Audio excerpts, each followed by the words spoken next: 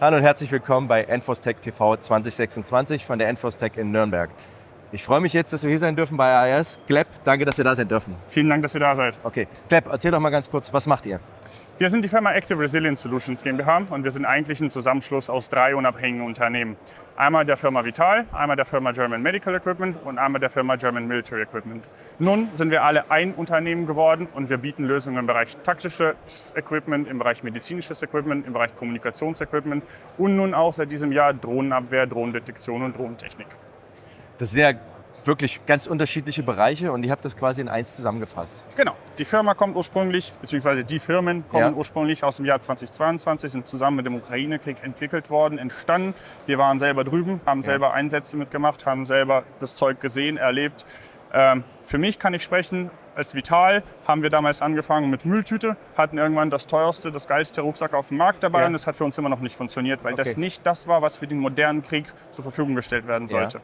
Somit haben wir uns nochmal in die Bank gesetzt, haben alles neu gezeichnet, neu entwickelt und kamen mit eigenen Produkten dann auch auf den Markt, gelernt aus dem letzten Konflikt, das wir jetzt kämpfen. Okay, und das heißt, die Kommunikation kommt von den Nutzern, die es am Ende benutzen, Genau. Die geben das an euch weiter und ihr könnt optimieren. Ja? Alle unsere Produkte werden in der Ukraine getestet, die werden in der Ukraine entwickelt. Wir entwickeln nichts im Labor, wir sitzen nicht hier in Deutschland, wir sind selber drüben, wir sind selber unterwegs, wir sprechen mit den Menschen. Ja. Und wenn wir dort Bedarf feststellen, dann werden wir auch ganz schnell das Produkt dafür entwickeln. Alle die Produkte, die hier heute auf unserem Stand sind oder die auch auf unserer Internetseite zur Verfügung stehen, die sind alle seit mindestens einem Jahr in der Ukraine bereits im Einsatz und seit mindestens 5000 Stück quasi dort bewährt. Somit sind wir auch sicher, dass das auch hier funktionieren wird. Okay, ganz spannend. Jetzt haben wir hier eine Drohne stehen. Wie gesagt, wir hatten die medizinische Ausrüstung. Das alles zusammenzubringen ist gar nicht so einfach. Wie ist da die Kommunikation? Die Kommunikation ist ganz einfach. Am Ende wollen wir die Überlebensfähigkeit unserer Einsatzkräfte gewährleisten.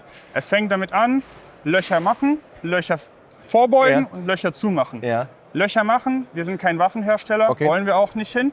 Aber der Bereich Drohnen ist das, womit wir uns auskennen aus dem Ukraine-Konflikt, wo wir eigene Erfahrungen gesammelt haben, wo wir auch bessere Lösungen anbieten können als das, was wir heutzutage auf dem Markt in Europa sehen.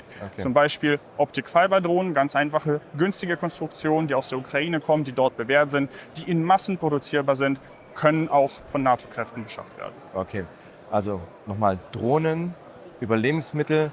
Also das ist schon ein ganz weites Feld, was ihr anbietet. Plant ihr noch weiter zu expandieren oder bleibt ihr jetzt erstmal bei diesem Geschäft? Alles, was hier vorgestellt wird, ist das, was es in diesem Jahr zu kaufen geben wird. Okay. Nächstes Jahr, zur nächsten Enfostech, planen wir dann wieder mit neuen Produkten. Okay. Aber wir begrenzen uns jetzt auf das, was wir haben, denn wir wollen es auch vernünftig machen. Zu schnell ist nie gut, slow is smooth, smooth is fast. So ist es, alles klar.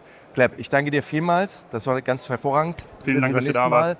Ihr da draußen, Glocke liken und abonnieren, sodass ihr auf dem Laufenden bleibt.